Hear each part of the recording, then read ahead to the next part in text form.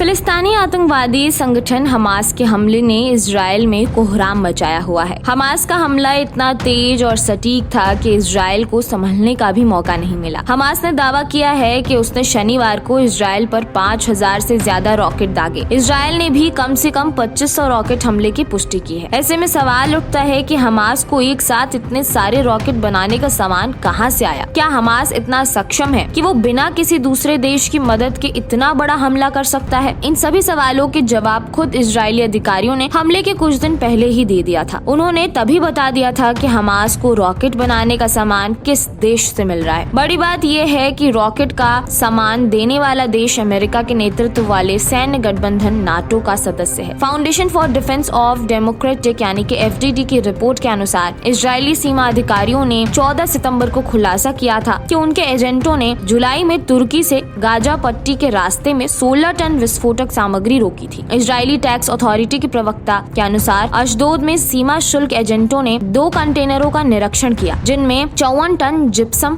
होना चाहिए था। जब लैब में इस सामग्री का परीक्षण किया गया तो पता चला कि कंटेनर में रखे कुछ बैगों में अमोनियम क्लोराइड था। अमोनियम क्लोराइड का इस्तेमाल रॉकेट के लिए विस्फोटक बनाने में किया जाता है। Foundation for Defense of Democratic के senior vice president research Jonathan Schanzer ने कहा कि इस शिपमेंट की उत्पत्ति को नजरअंदाज नहीं किया जा सकता। हाल के वर्षों में तुर्की हमास का एक प्रमुख प्रायोजक और उसके संचालन का एक प्रमुख केंद्र बन गया है। उन्होंने पूछा कि क्या अंकारा में सरकार को आतंकवादी समूह को 16 टन विस्फोटक सामग्री से लैस करने के इस प्रयास के बारे में पता था। ये इजराइल के साथ साथ संयुक्त राज्य अमेरिका और तुर्की के कई अन्य नाटो सहयोगियों के लिए भी उत्तर देने के लिए एक महत्वपूर्ण प्रश्न है। हाल के कुछ वर्षों में इजराइल के साथ संबंध सामान्य होने के बावजूद तुर्की ने आतंकवादी संगठन हमास का समर्थन किया है। तुर्की ने अपने बैंकों के माध्यम से हमास को धन मुहैया कराता है। तुर्की के राष्ट्रपति रेचेप तैयब के हमास नेताओं के साथ नजदीकी संबंध है। उन्होंने कई बार हमास नेताओं के साथ बैठकें भी की हैं, जिनकी तस्वीरें भी सोशल मीडिया पर उपलब्ध हैं। तुर्की हमास नेताओं को पासपोर्ट भी जारी कराता है ताकि वो विदेश यात्रा कर सके। इससे साबित होता है कि नाटो का सदस्य होते हुए भी तुर्की इजराइल को दुश्मन मानता है और उसके खिलाफ हमास की मदद करता रहता है। गाजा में इजरायली डिफेंस फोर्सेज ने 2008-2019 का ऑपरेशन कास्ट लीड के बाद एक समय सहयोगी रहे तुर्की और इजराइल के बीच रिश्ते ठंडे पड़ गए। अंकारा ने सितंबर 2011 में औपचारिक रूप से राजनयिक संबंध तोड़ दिए।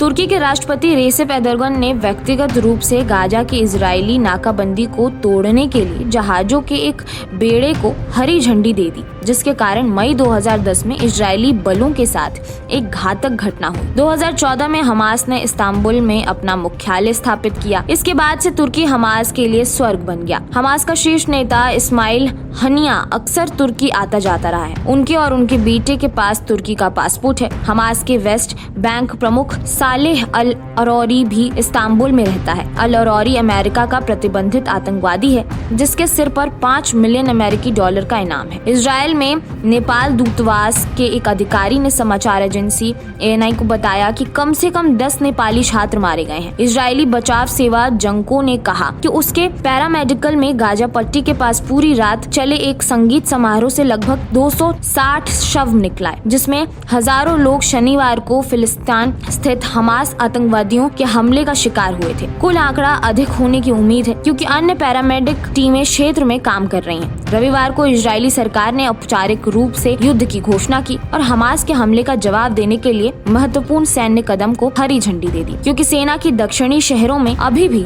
लड़ाकों का कुचलने की कोशिश की और गाजा पट्टी पर बमबारी तेज की। मरने वाले की संख्या 1100 से अधिक हो गई है और दोनों पक्षों के हजारों लोग घायल हो गए हैं।